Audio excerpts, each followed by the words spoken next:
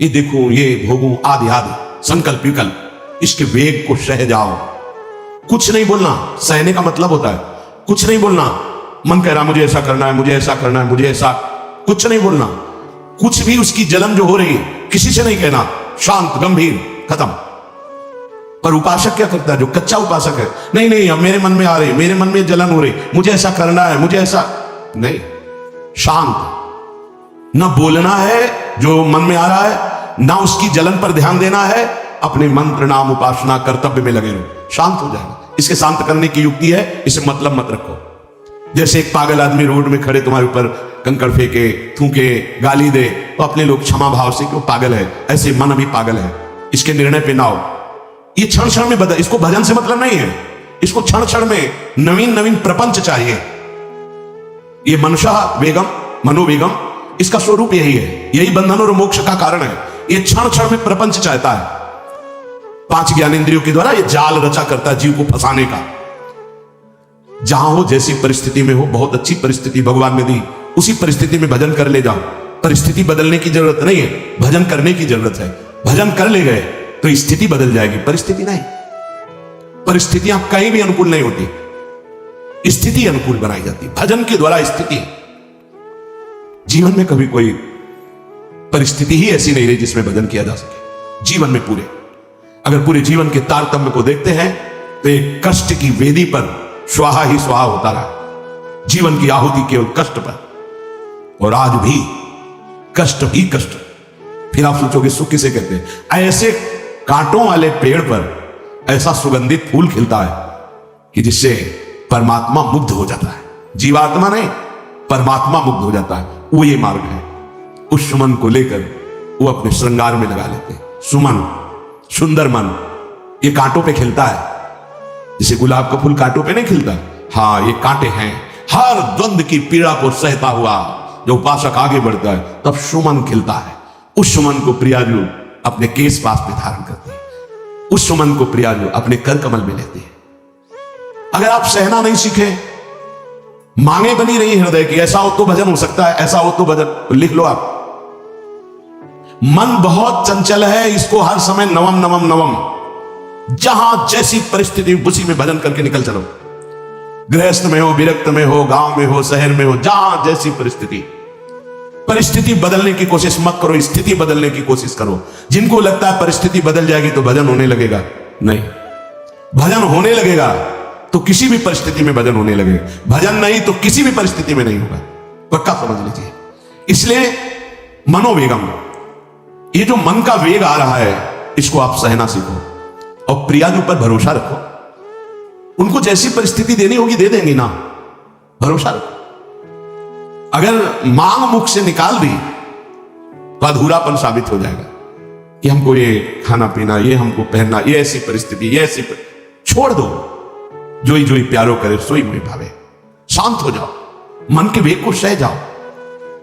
क्रोध वेगम, महाप्रभु कह रहे कुत्सितवाद विकार है। समस्त विकारों में प्रधान विकार होता है काम। काम से ही क्रोध का प्रादुर्भाव होता है। क्रोध एक वृत्ति है जो आने जाने वाली, स्थायी कोई नहीं है।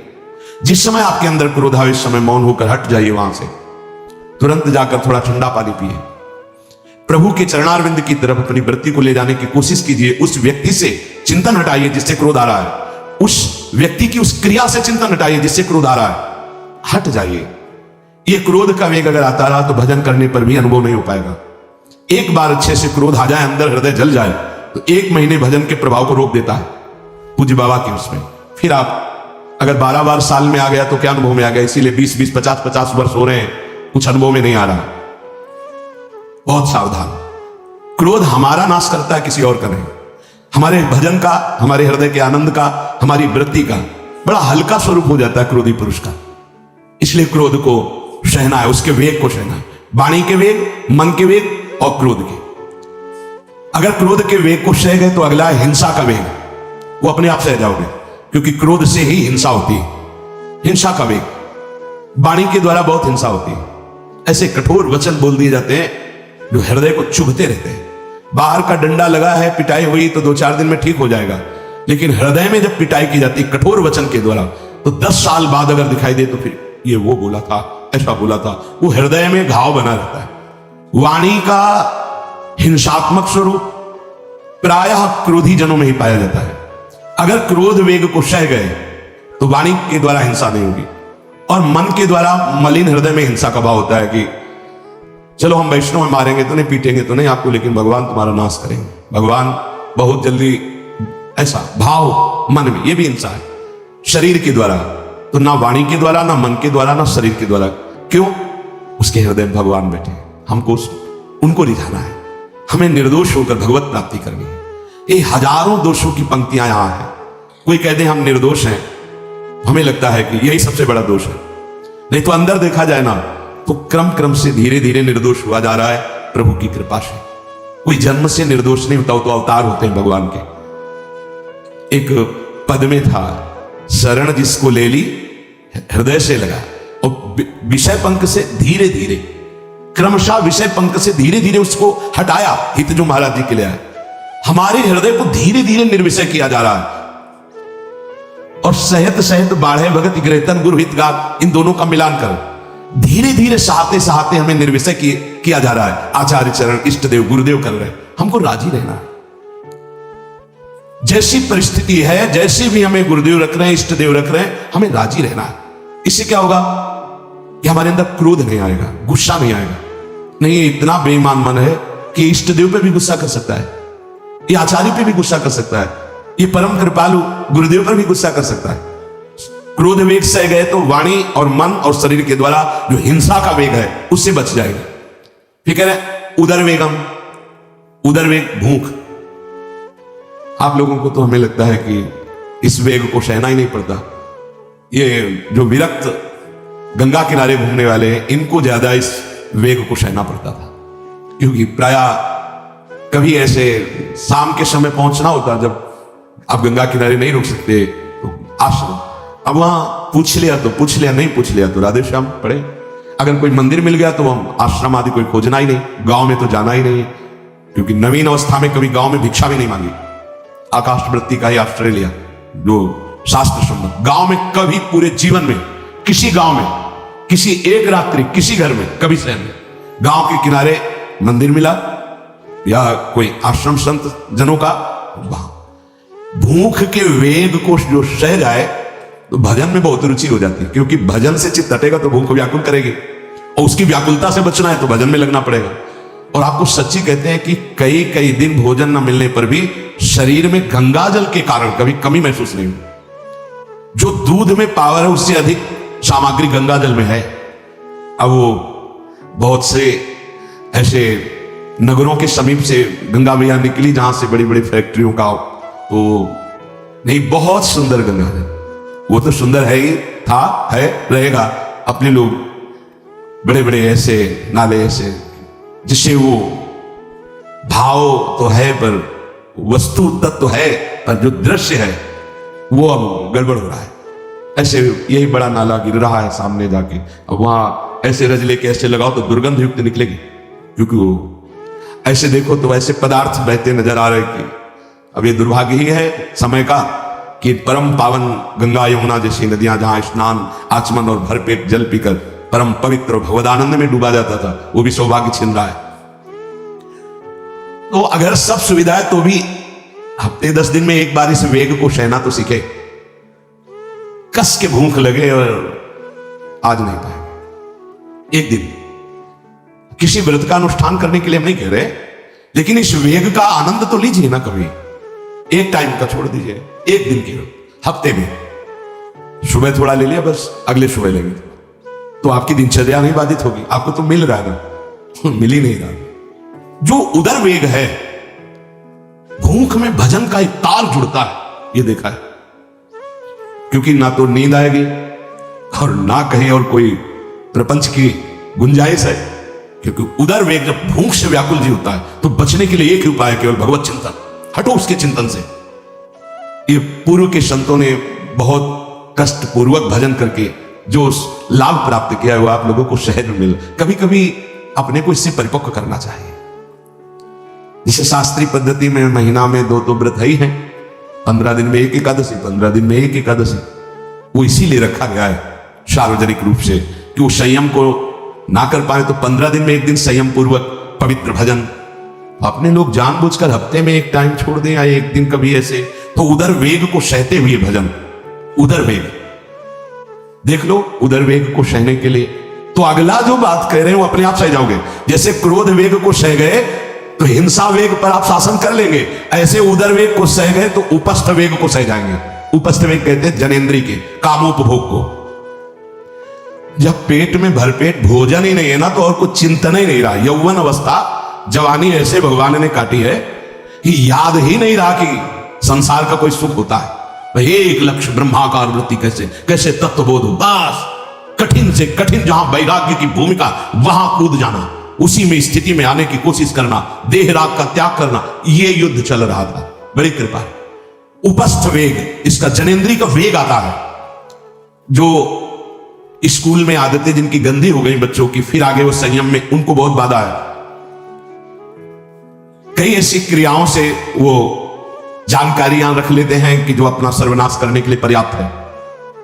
उपस्थ का जब वेग आए तो सहने की सामर्थ्य उसी की आएगी जो उदर वेग को सह जाता है। पक्का। किसी उपासक को देखा बहुत शरीर कृश हो रहा है तो पूछा क्यों, भोजन क्यों नहीं करते, आप ऐसे कैसे हो रहे, पहले तो आप ऐसे नहीं थे, आप तो पहले बहुत स्वस्थ थे, फिर क्यों, कहा ऐसे नहीं, बताइए क्या, ज्यादा आवश्यकता नहीं है, जीने के लिए बस प्राण पोषण के लिए डाल लेते हैं, क्योंकि जो शांति चाहिए हो तो इतने से मिलेगी ना। बहुत सुंदर, बहुत प्रसन्नता है। ठीक है, ठीक चल रहे हो आप, पर इतना पाते रहो कि सीढ़ियां चढ़ उतर ले, इतना पाते रहो कि आपका शरीर काम करे। वो कहा हृदय में बहुत प्रसन्नता है, बहुत सुंदर। संयम में अपने आप को ले आना ये महात्मा का लक्षण होता है, चाहे स्त्री शरीर हो चाहे पुरुष शरीर हो। धन्याति धन्य, आप अपने आप को कस दीजिए, यही तो राग त्यागना ही।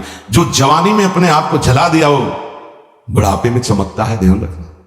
जो जवानी में उद्दंडता में समय व्यतीत किया वो बुढ़ापे में गंधाता है, ये भी ध्यान रखना। गंधाता, वो अंदर जो दुर्गंध के पौधे थे ना वो सब दुर्गंध फैलाते हैं। पूज्य श्री पंडित व्यास प्रसाद जी महाराज जी ने कहा, गृहस्थी में होते हुए भी 40 और 45 के बीच में काम विजयी हो जाना चाहिए, नहीं तो जीवन बिल्कुल बर्बाद हो जाएगा। जो कुछ गृहस्थ धर्म की सेवा है 40-45 के बीच तक हो जाए, मतलब 20 से 25 से ब्याह हुआ आपका, 40-45 तक लड़का बच्चा, इसके बाद अखंड ब्रह्मचर्य धारण कर लो, 40-45 से संयम में हो जाओ तो तुम्हारा जीवन सार्थक हो जाएगा। पूज्य पंडित व्यास प्रसाद जी महाराज, बहुत जरूरी है उपस्थ जनेन्द्री के वेग को सहना। पर हर वेग अपने आप में बहुत कठिन है, पर एक दूसरे से इसका तारतम्य है। यदि उदर वेग रसेंद्री को आप शासन में ले लिए तो जनेन्द्री को आप शासन में ले लेंगे, और अगर रसेंद्री को शासन में ले लिया तो जनेन्द्री को शासन में ले सके असंभव, पक्का। और जनेन्द्री रसेंद्री के सब खिलवाड़ चल रहे तो परमार्थ भगवत प्रेम प्राप्ति तो सब अभ्यास जिनका भगवदाकार हो गया है वो विषयान ग्रहणम तो मुंचन तो। जब इंद्रियों पर शासन बाबा ने अपने किया तो 24 घंटे में एक कवल पाते थे, एक कवल, आश्चर्य होता है। ऐसे सामने दाल रोटी सान ली गई और एक कवल जितना बाबा सिद्धासन पद्मासन का से। और जब भगवदानंद ब्रह्मानंद में 70 घरों में एक दिन में भिक्षा में जाते थे, एक दिन भिक्षा। अब वहां गए तो एक कवल तो पाया ना, तो 70 कवल हो गए। विषयान ग्रहणम तो मुंचन हुआ, कोई फर्क नहीं। पर हम क्या होता है कि स्थिति होती नहीं तो सिद्धों की नकल करने लगते हैं। नहीं, पहले हम साधक हैं, पहले हमारी इन वेगों पर विजय प्राप्त करने की वृत्ति आनी चाहिए। वाणी का वेग, मन का वेग, क्रोध का वेग, हिंसा का वेग, उदर का वेग और जनेन्द्री का वेग, एतान वेगान सहते यस्तु विद्वान, वही शास्त्रों के रहस्य को जानने वाला परमार्थी है जो इतने वेगों को सह जाए। निंदा चास्य हृदयम नोपहन्यात्, इसके बाद जब उसकी निंदा हो तो उस पर कोई फर्क नहीं पड़ना चाहिए। इसके बाद जो इन सब वेगों को सह गया, अब उसकी निंदा हो रही, कोई निंदा कर रहा है तो उसको आनंद पूर्वक सह जाए। ऐसा क्यों कहा? इसके बाद अगर दोष है, निंदा हो रही, तब तो संभालना ही, ये गलती हो गई आपसे। जब आप दोष रहित है फिर निंदा हो रही तो आनंद पूर्वक आपको उसका विरोध नहीं करना, सहना है, क्योंकि ये सहना बिल्कुल भगवत साक्षात्कार के नजदीक ले जाएगा। देखो, अपमान, निंदा, तिरस्कार, असलियत में हम कैसे साधक हैं इन्हीं के द्वारा परिचय होता है। पूज्य स्वामी श्री अनंग बोधाश्रम स्वामी जी महाराज बड़े महापुरुष थे, जिनको स्वयं करपात्री जी महाराज मूर्तिमान ब्रह्म कह के साष्टांग दंडवत करते, दिगंबर रहते थे, नंग धड़म, केवल गंगा के ही तट पे। वो महीने 2 महीने में और कहीं नहीं जाते थे। एक बड़े वकील साहब थे, वो भिक्षुकों को रोटी दाले से रोज बंटवाते थे, उनकी पंक्ति में लगने जाते थे। महीने 2 महीने में एक बार पंक्ति में लगते थे जाके, नंग धड़ंग अवधूत वेश जटाएं, और जरूर ऐसी चेष्टा करते थे जिससे उनको धक्का मुक्की लगा दी जाए। तो एक दिन गए, लाइन में खड़े हुए, फिर 2 लोगों को क्रॉस करके आगे लाइन में, फिर आगे लाइन, तो जो नौकर डंडा लिए खड़े थे उनका तुम्हें बार बार मना किया, 1-2 डंडे, फिर आगे जाके खड़े, तो धक्का मारा, पीछे किया, और ऐसा ये महीने 2 महीने में वहां सहने जाते थे। अचानक उस दिन वकील निकले, उन्होंने देखा, अरे स्वामी अनंग बोधास, पता है तुम्हें कौन? साष्टांग दंड, उस दिन से जाना बंद कर दिया। फिर एक दिन गए थे प्रभुदत्त ब्रह्मचारी जी के यहाँ, कहां असनी है और कहां जोशी, गंगा किनारे पूरी रात चल करके पहुंचे, 2 बजे आवाज लगाई, ब्रह्मचारी स्वामी जी उतरे नीचे, साष्टांग दंड बैठे। उनका स्वामी जी 2 बजे रात, हाँ ऐसे मन है, आगे कुछ खाओगे पियाओगे? स्वामी जी, और वो भी परमहंस ब्रह्मचारी जी, बहुत संयमी महापुरुष प्रभुदत्त ब्रह्मचारी। टीन में कुछ आटा रखा, बोले स्वामी जी कहो तो रोटी बना दे। बोले हाँ बनाओ, रोटी और नमक वैसे पर, जितना टीन में आटा था सब भाग, जो 2-4 किलो जो भी। तो बोले स्वामी जी आटा तो खत्म हो गया। बोले हाँ, भोजन का स्वाद तो साधु ही जानता है। फिर उठे, झूसी से असनी फिर पैदा। हे संतों की मौत, अपमान, तिरस्कार, क्षुधा, हर वेग, ये हमारी कसौटी है। परमार्थ का पथिक चाहे जिस मार्ग का हो, देखो सुदामा जी गृहस्थ मार्ग के कितनी उच्च कोटि के, नरसिंह मेहता गृहस्थ मार्ग में कितने उच्च कोटि के। ये कभी तो सौभाग्य ऐसा प्रभु देते जब कोई हमारी निंदा करता है, ये सौभाग्य है, हमें सहने का सौभाग्य मिलता है। कभी तो कोई अपमान करता है जब, तो भगवान से प्रेरित होकर वो सौभाग्य मिलता है। ये साधक को उस समय चिड़चिड़ा नहीं होना चाहिए, उस समय मुस्कुराना चाहिए कि आज मेरी स्थिति का थर्मामीटर डाला जा रहा है, कैसे हो, नहीं आनंदित है। पर देख लो, प्रशंसा होगी तो चेहरा खिला हुआ गुलाब के फूल की तरह मिलेगा, और निंदा होगी तो ऐसे होगा। ऐसा नहीं होना चाहिए। नहीं करत जे अनसहन निंदक, तीनों पे अनुग्रह कियो। इसीलिए पूज्य बाबा कह रहे कि इसके बावजूद, अर्थात समस्त वेगों को सहन करने के बावजूद, तुम्हारी जब निंदा हो और उसको सह जाओ, तब तुम परमार्थ के सूरवीर योद्धा कहे जाओगे।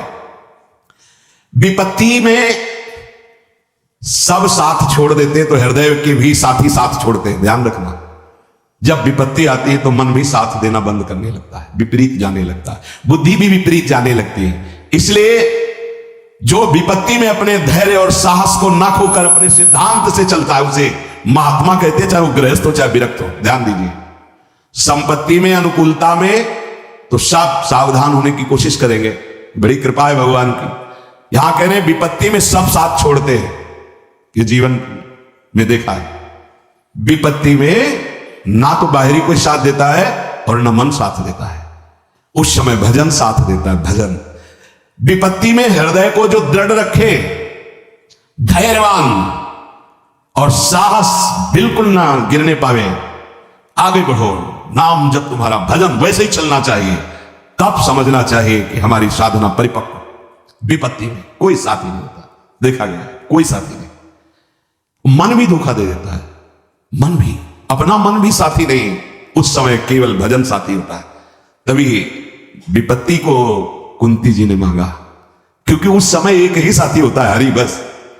संपत्ति में तो बहुत साथी मिल जाएंगे, अब तो साथी साथी है, जिधर देखो उधर साथी है। वो उस समय तो जिधर देखो उधर केवल हरि है, दूसरा कोई है नहीं। ये बड़ा सुख मिलता है जब तिरस्कार और विपत्ति एक साथ होती है, तो सीधे प्रभु से फोन में बात होती, सीधे प्रभु होते हैं कि आपके सिवा को। इसीलिए बहुत प्रवीण है कुंती माता, इसीलिए कहा कि मुझे विपत्ति दीजिए जो हर कदम में आपका स्मरण कराती। अच्छा, प्रभु जब कृपा करते हैं तो ऐसी विपत्ति देते हैं कि अंतिम श्वास तक वो बनी ही रहती है, अंतिम श्वास तक बनी रहती है। हर कदम पर जैसे गार्ड रखा जाता है ना, सावधान, यहां से ऐसे ऐसे ऐसे, हर समय विपत्ति महारानी सावधान, तुम्हारा जीवन कभी भी नष्ट हो सकता है, किसी भी क्षण नष्ट हो सकता है, इसलिए हर समय लक्ष्य पे रखो अपनी दृष्टि, प्रिया प्रीतम पे। ये कृपा होती। तो उपासक को जब विपत्ति मिले, सब साथ छोड़ दे, मन भी ना लगे, तब धैर्य और साहस दोनों को सुरक्षित रखते हुए साधना में समय आया है। परीक्षा आई है, फेल मत हो, धैर्य पूर्वक डटे रहो, निकल जाएगा। ये तूफान है, मन का तूफान है, माया का तूफान, निकल जाएगा, आगे बढ़ो। अगर भूल गए तो इससे बड़ी कोई हानि नहीं होगी, ध्यान देना। सा हानिस्तन महच्छिद्रम सा चांद्र जड़ मूढ़ता यन्मुहूर्तम क्षणार्धम वा वासुदेवम न चिंतयेत। अय उपासक, वो मुहूर्त, वो आधा क्षण जिसमें आप अपने प्रभु को भूल गए, किसी भी प्रकार से अपमान को देखकर, निंदा को सुनकर, विपत्ति के जग सबसे बड़ी हानि हो जाएगी। आधे क्षण के लिए भी प्रभु को नहीं भूलना सबसे बड़ी त्रुटि, अंधापन, जड़ता, मूर्खता होगी कि उपासक निंदा सुनकर अपमान की परिस्थिति में या विपत्ति में अपने प्रभु को भूल जाए। नहीं, एक क्षण के लिए भी नहीं, ना संपत्ति में भूलेंगे और ना विपत्ति में भूलेंगे। जो उपासक है वो ममता शून्य होता है, इसलिए उसका भजन नहीं रुक सकता। न शरीर पे ममता है, न किसी संबंधी पे ममता है। तो विपत्ति किस पे आएगी?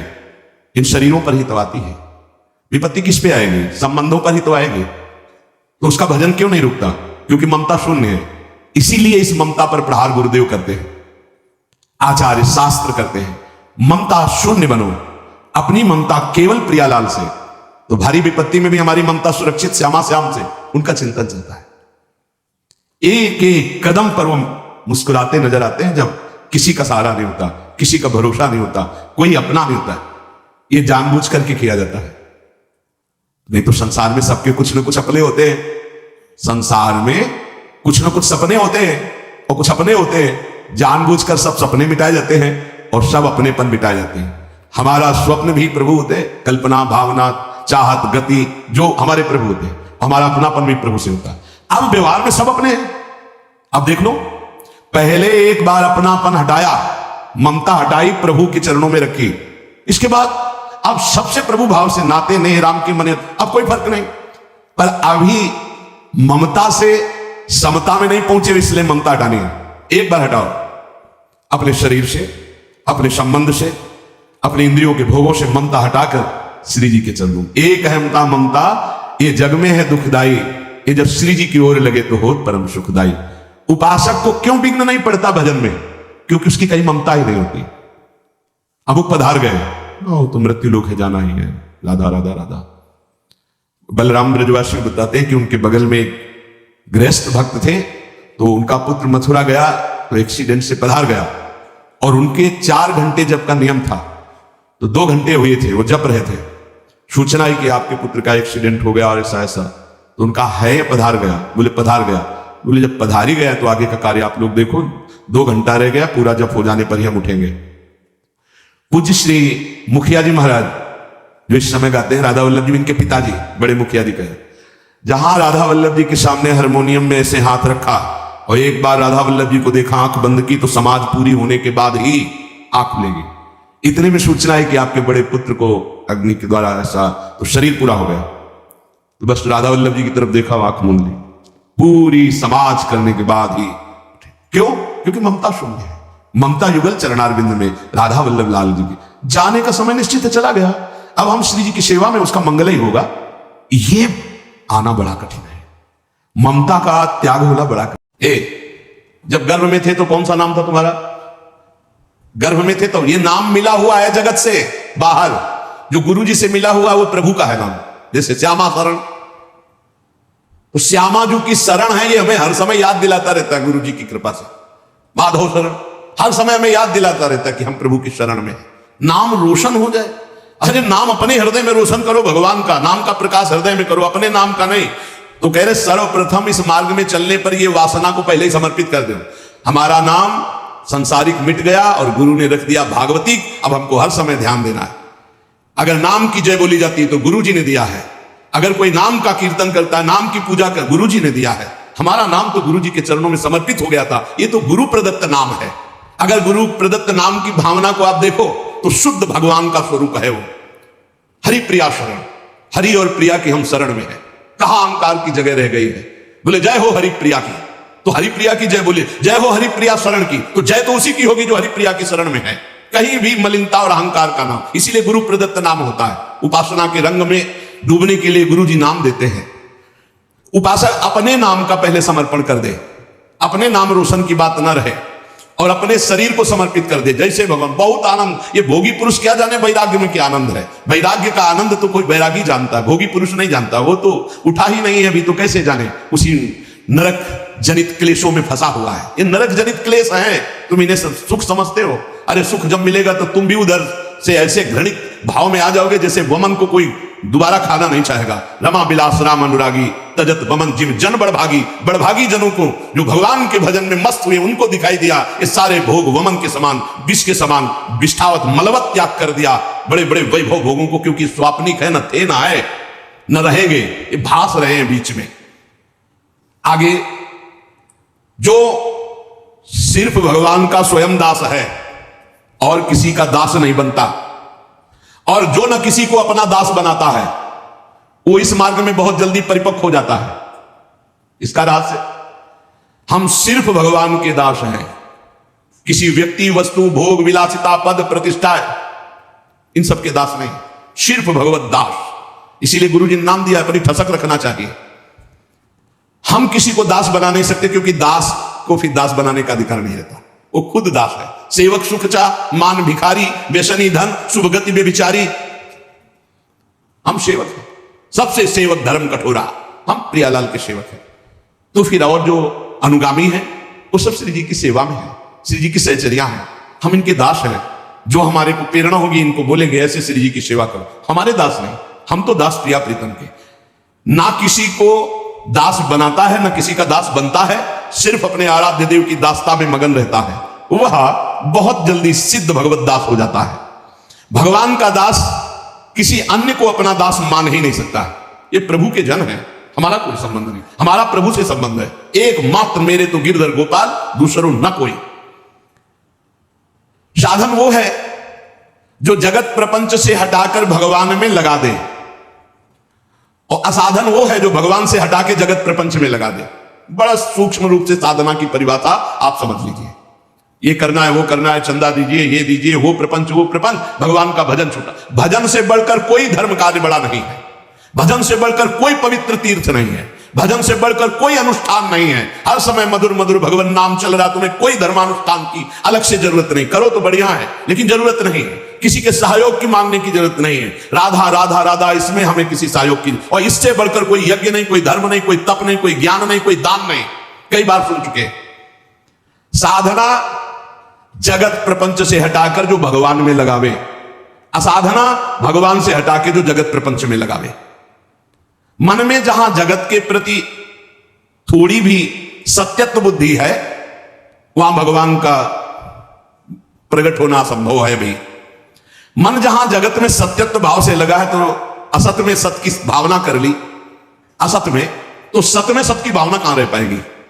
ब्रह्म सत्यम जगन मिथ्या, इसमें सत्य है तो केवल भगवान सत्य है, नहीं तो ये सब नाम रूप जितने आप देख रहे हैं, ये पहले नहीं था, बाद में नहीं रहेगा, बीच में भास रहा है। मान लो तो मान लो, नहीं तो आखिरी में समझ में आ जाएगा। मन पछतई है अवसर बीते, सुत बनितादि जान स्वार्थ रत ना करुणे सभीते, अंत ही तो ही तजेंगे पामर तू न तजय वहीते, मन पछतई है अवसर बीते।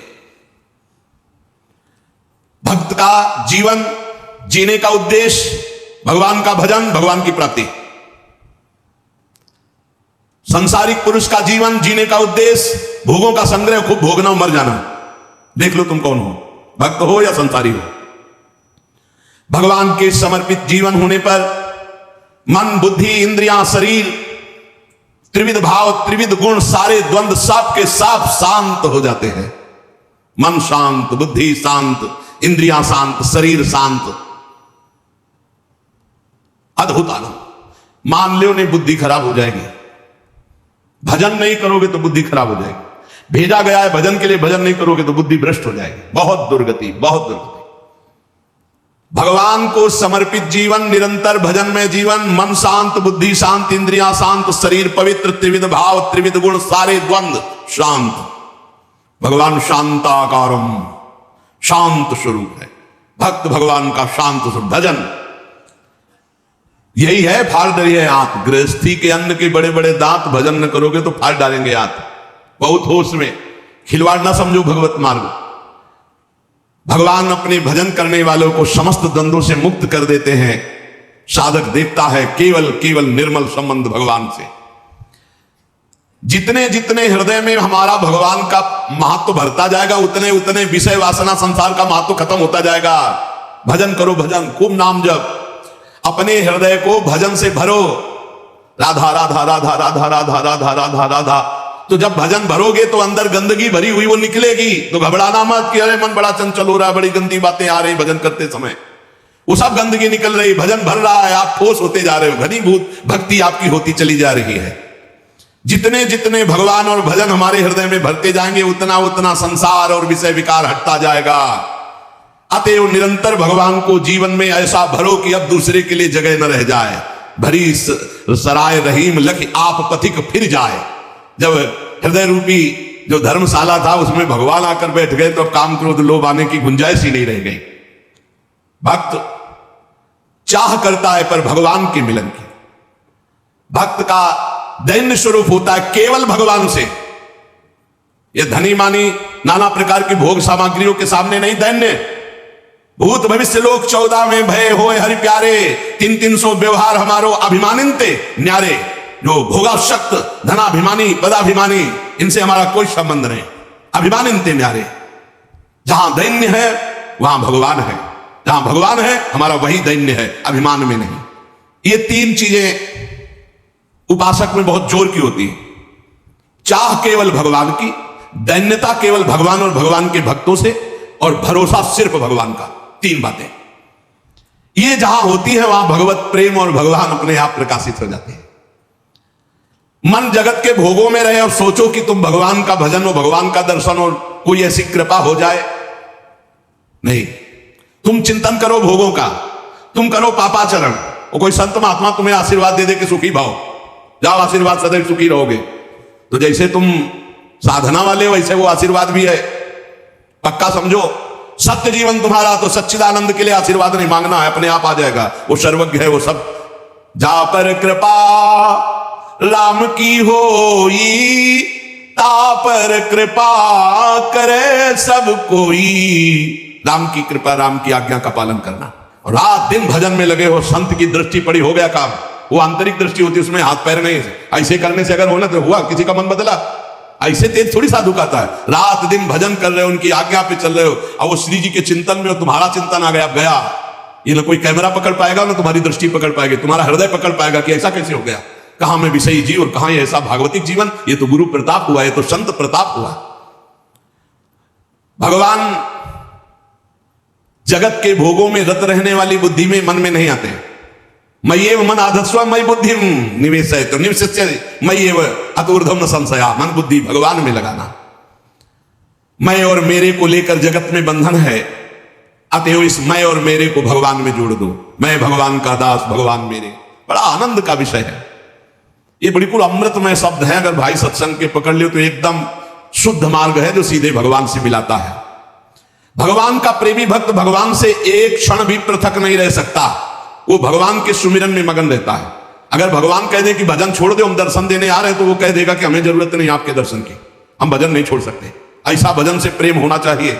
जब कोई अशुभ भोगों का संपर्क मन और इंद्रियों से करता है तो भगवान फीके लगने लगते हैं, भोग अच्छे लगने लगते हैं।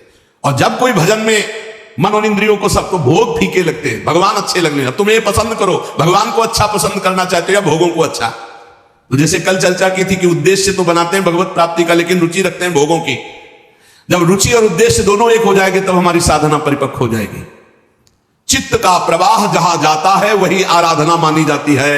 माला चल रहा है भगवान के लिए और चित्त जा रहा है भोगों के लिए, तो जहां चित्त है उसी की आराधना। तो तुम किसकी आराधना करते हो? भोगों की। चित्त का प्रवाह जहां जा रहा है वही आराधना मानी जाती है। जहां मन जा रहा है वही आराधना मानी जाती है। भगवान की ओर चित्त का प्रवाह तो भगवान की भक्ति, और विषय की ओर चित्त का प्रवाह तो विषय की भक्ति, विषयानंद की प्राप्ति। तो काय काऊं हरि भगत बिन, ये पूरा संसार भक्ति कर रहा है। कोई हरि की भक्ति कर रहा है, कोई हरि जो विषय वाले हुए विषयानंद की भक्ति कर रहा है। विषयानंद का परिणाम है दुर्गति, और हरि की भक्ति का परिणाम है सदगति। भगवान को प्राप्त करने की साधना में चित्त को भगवदमय बना देना पड़ता है। केवल भगवान का चिंतन, मुरारी पादार्पित चित्त वृत्ति। कैसी मस्त स्थिति है गोपी जनों की चित्त की। दही बेचने जा रहे हैं, इतना गाढ़ चिंतन प्रभु का है कि स्मृति में तो यह बात है कि मैं दही बेचने जा रही हूं, लेकिन स्मृति गोविंदाकार है, भगवदाकार है। तो कह ले कोई गोविंद ले ले, कोई दामोदर ले ले, कोई माधव ले ले, तो ब्रजवासी ले ले बलिहार। देखो कैसी बावरी हो रही। गोविंद के प्रेम में कहना चाहती कोई दही ले ले, दही तो निकलता कोई गोविंद ले ले, कोई दामोदर ले ले, कोई माधव। विक्रेतु कामाखिल गोप कन्या मुरारी पादार्पित चित्त वृत्ति दध्यादिकम मोहवशादवोचत गोविंद दामोदर माधवेति। साधना में चित्त को ऐसा बना दिया जाए कि चित्त चोर प्रभु के सिवा चित्त में कुछ रह न जाए, जगत का चिंतन ही न रह जाए। वास्तव में जगत का चिंतन छोड़ना नहीं होता, भगवान का चिंतन पकड़ना होता कि जगत अपने आप छूट जाता है, इसकी सत्ता ही नहीं। ना सतो विद्यते भाव, ना भाव विद्यते सत्ता। इस असत की सत्ता ही नहीं, अपने आप खत्म हो जाती है। जैसे अंधेरे में, मकान में अंधेरा हटाना है तो अंधेरा हटाने का प्रयास नहीं किया जाता, दीपक जलाने का प्रयास किया जाता है। दीपक जला तो अंधेरा अपने आप हट गया। तो भजन करने का प्रयास करो, संसार अपने आप छूट जाएगा, संसार का चिंतन छूट जाएगा। जो जगत का चिंतन करता है उसके चित्त में जगत रहता है, तो भगवद आनंद का स्पर्श नहीं होता, तो भोगानंद उसको परास्त करते रहते हैं। पूरा जीवन निकल जाता, कुछ हाथ नहीं लगता। बहुत ध्यान देने का विषय, पूरा जीवन निकल जाता है। और अपने को साधन मार्ग में कहते हैं हमें इतने वर्ष हो गए, कोई लाभ नहीं हुआ। लाभ क्यों नहीं हुआ? क्योंकि बाहरी वेशभूषा तो साधन मार्ग की और चित्त का प्रवाह भोगों में, कैसे आपको लाभ मिले? जगत किसका नाम है? द्वंद का नाम, दुनिया, द्वंद, मान अपमान, लाभ हान, सुख दुख, जय पराजय, जन्म मृत्यु, इसी का नाम जगत। परस्पर विरोधी वस्तु भाव परिस्थिति, इसी का नाम जगत है। जैसे मान अपमान, निंदा स्तुति, शुभ अशुभ, मित्र वैरी, अनुकूलता प्रतिकूलता, जय पराजय, ये इसी का नाम जगत है। और जो जगत विजयी होता है उस पर न मान का प्रभाव, ना अपमान का, ना निंदा का, ना स्तुति का, ना जय का, ना पराजय का, ना मित्र का, ना शत्रु का, ना जन्म का, ना मृत्यु का।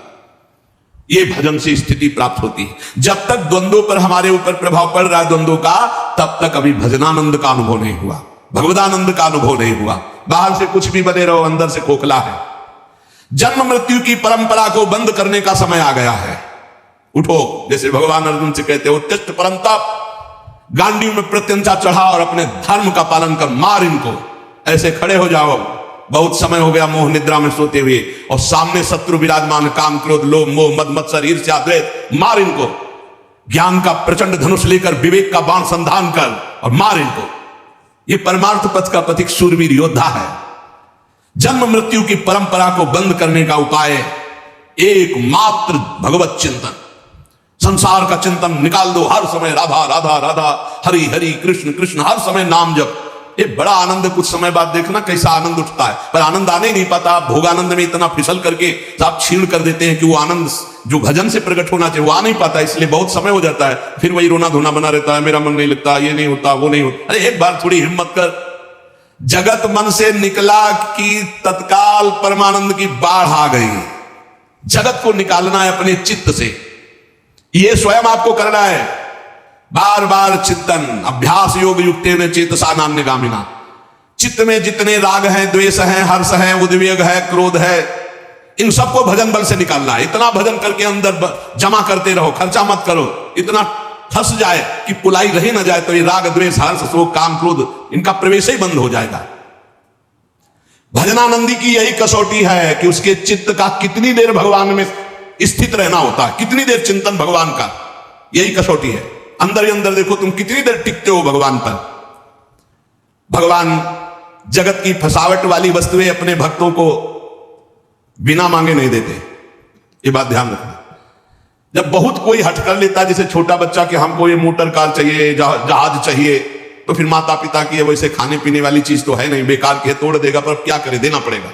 ऐसे ही जो इच्छा करी हो मन माही, हरि प्रसाद कछु दुर्लभ नहीं। अगर जैसे छोटे बच्चे के लिए कार खिलौने अच्छे लगते हैं, ऐसे हमको ये माया के खिलौने अच्छे लगते हैं।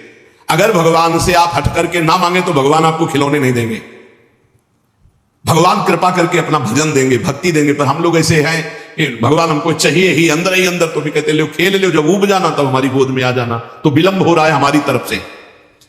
जब भक्त अड़ जाता है तो भगवान को देना पड़ता है। पर भगवान की कृपा रहती कि देते हैं, खिलौना पर नजर रखते हैं। कि कहीं खिलौने से अपना अहित न कर ले। ये एक खास बात होती है भगवान से मांगने पर, कि भगवान अगर विषय देते भी हैं तो अपनी दृष्टि रखते हैं। जहां ये रोए बस तुरंत हटा दो इस विषय से, जहां हो कि अब हमें नहीं चाहिए तुरंत हटा दो, क्योंकि वो तो देना ही नहीं चाहते थे, आपने हट करके मांगा है। भगवान कभी अपने भक्त को स्वेच्छा से फसावट वाली वस्तुएं देते ही नहीं हैं।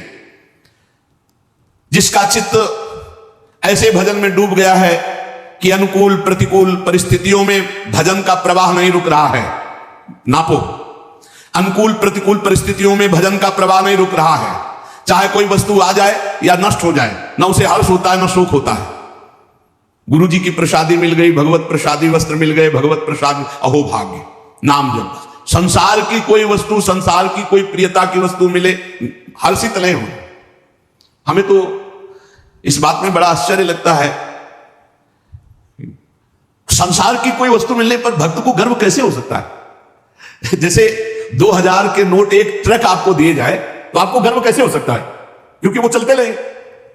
ऐसे ही जब जान लिया कि ब्रह्म सत्यम जगन मिथ्या, जब जान लिया कि उमा कहो मैं अनुभव अपना सत हरि भजन जगत सब सपना, तो इस सपने की जादूगरी चीजें तुम्हें मिलने पर हर्ष कैसे हो सकता है, गर्व कैसे हो सकता है। अगर गर्व और हर्ष हो रहा है तो अभी ठिकाने पे तुम नहीं हो, ठिकाने पे तो नहीं हो पक्का। फिर क्या मतलब, साधुओं की मस्ती देखी, बड़े बड़े संतों की मस्ती देखी है, बड़े बड़े संतों की मस्ती देखी। कहीं भी किसी भी जगह सांसारिक वस्तुओं पर उनको हर्षित होते हुए नहीं देखा। बड़े बड़े भोग सामग्री, बड़े बड़े वैभव की तरफ भी उनको हर्षित होते नहीं देखा। अनुकूलता प्रतिकूलता, विनाश और मिलन दोनों उसके लिए समान भजन में अनवरत चल रहा है। देख लो, हरि ही और गुरु ही आपकी परीक्षा लेंगे इस बात की। आपको सांसारिक किसी वस्तु में बहुत अच्छा लगता है जब साधक निरपेक्ष होता है। एक साधक के माता पिता है, मिलने भी कल ही उनके पिता मिले थे, वो भी बहुत सुलझे हुए व्यक्तित्व वाले हैं।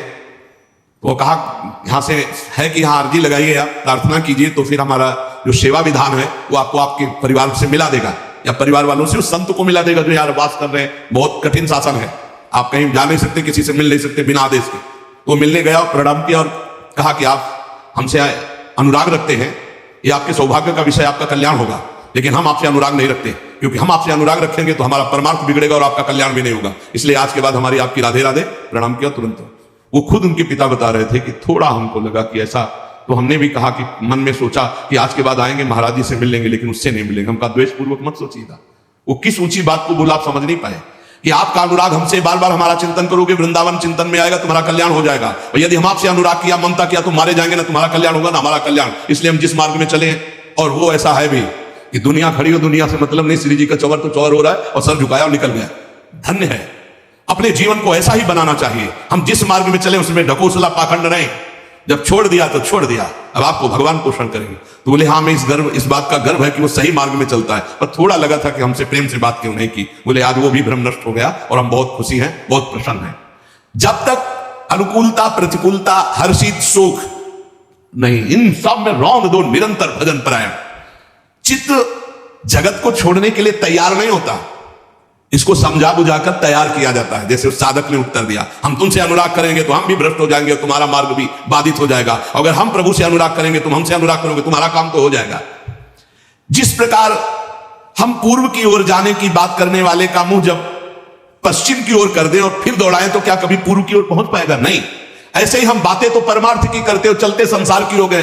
संसार की तरफ तो हमारा क्या बुद्धि योग भगवान से हो जाएगा? हमारा बुद्धि योग विषय भोगों से होगा।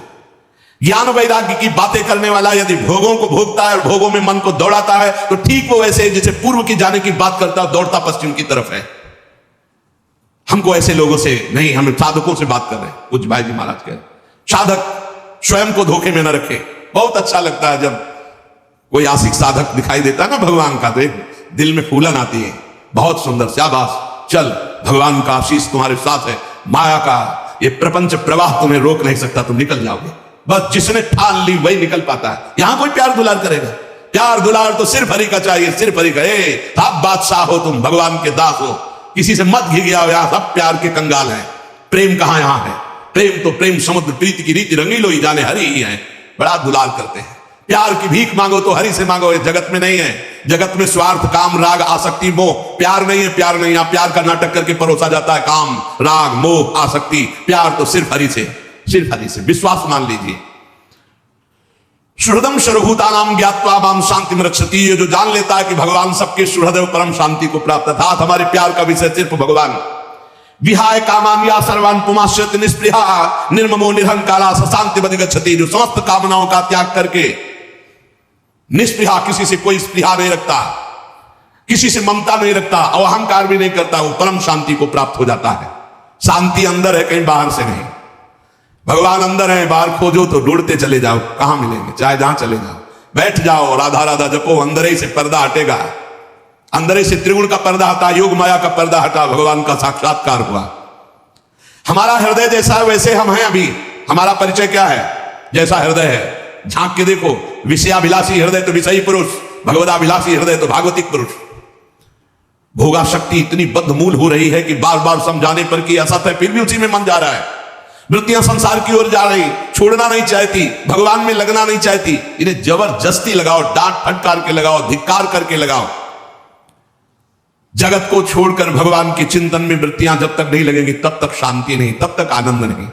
मन भगवान के आने से खिल पड़ेगा। जन्म जन्मांतर से भटका, गोस्वामी जी कह रहे, जाकी कृपा लवलेश ते मतिमंद तुलसीदास हूं, पायो परम विश्राम राम समान प्रभु नाही कहूं।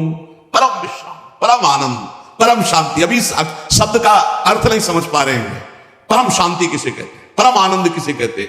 जहां विश्व में पूरा प्रलयंकारी तांडव हो रहा हो फिर भी तुम्हें दुख नहीं, तुम्हारे अंदर अशांति नहीं, भय नहीं, शोक नहीं, उसे परम आनंद कहते हैं। महान प्रलयाग्नि में भी जो आनंद को बाधित न कर सके उसे परमानंद कहते हैं, उसे भगवदानंद कहते हैं। और वो मिलता है चिंतन से। ये भोग रूपी खेती में दुख और चिंता, शोक और भय रूपी फल लगते हैं, देख लीजिए। और भजन रूपी खेती में आनंद, परमानंद, विज्ञानानंद घन, प्रेमानंद घन, जो चाहो। इसलिए जब तक मृत्यु नहीं आ रही पहले पहले भगवान को प्राप्त कर लो। पता नहीं मृत्यु कब आ जाए, मृत्यु का कोई भरोसा नहीं। बिल्कुल सच्ची समझ लीजिए, बिल्कुल सर पर सवार है, कब कहां किस समय ढंगा दे कुछ पता नहीं, कुछ पता नहीं। मृत्यु काल हर समय तैयार है, बस सेकेंड का इंतजार कर रही हो, तुम्हारे आखिरी श्वास का। कब कहां कौन सी घटना बनेगी कुछ पता नहीं। इसलिए सावधान, मरने के पहले पहले भगवत प्राप्ति कर लो। कैसे कर ली जब पता ही नहीं कब मर जाएंगे? तो अभी राधा राधा बोलते, अभी प्राण निकल गए तो अभी भगवत प्राप्ति हो जाएगी। जीव भूला है भोगों के चिंतन में। इसी चिंतन को संभालने के लिए राधा नाम सर्व समर्थ है। राधा राधा राधा राधा, न जाने कब मृत्यु आ जाए, हम राधा राधा बोल रहे हैं, हमें निश्चित भगवत प्राप्ति हो जाएगी। जो हर समय नाम को पकड़े रहता है, कल्याण की चिंता छोड़ दो, तुम्हारा कल्याण हो गया, नाम ना छूटने पाए। इसलिए हनुमान जी महाराज कह रहे, का हनुमंत विपत्ति प्रभु सोई, जब तो सुमिरन भजन न होई। आज राधा राधा, अभी राधा राधा, अभी मर जाए अभी भगवत प्राप्ति, कोई फर्क की बात नहीं। नाम छूटा तो भय का विषय है, पता नहीं कौन सा चिंतन आ जाए, हमारा शरीर कैसे छूट जाए। अरे बिल्कुल सेकेंड में मृत्यु होती, सेकेंड में, सेकेंड में कई ऐसी घटनाएं होती, सेकेंड में मृत्यु होती। कोई भरोसा नहीं है आप कल का सत्संग सुन पाएंगे, और कोई भरोसा नहीं कि हम कल का सत्संग बोल पाएंगे। जब हो रहा है बस सुन ले, सुना ले, इतने काफी है। आगे हम बोल पाएंगे भरोसा नहीं, आगे आप सुन पाओगे भरोसा नहीं। इसलिए राधा राधा राधा, हर क्षण नाम जप करो, चित्त को बार बार विषयों से हटाकर प्रभु में लगाओ। किसी का अमंगल अहित मत करो। तुम्हारा अमंगल कोई करना चाहे तो मंगल भवन के द्वारा तुम सुरक्षित हो, तुम्हारा कोई अमंगल नहीं कर सकता। सीम की चाप सके पोतासु, बड़ रखवार रमापति जासु।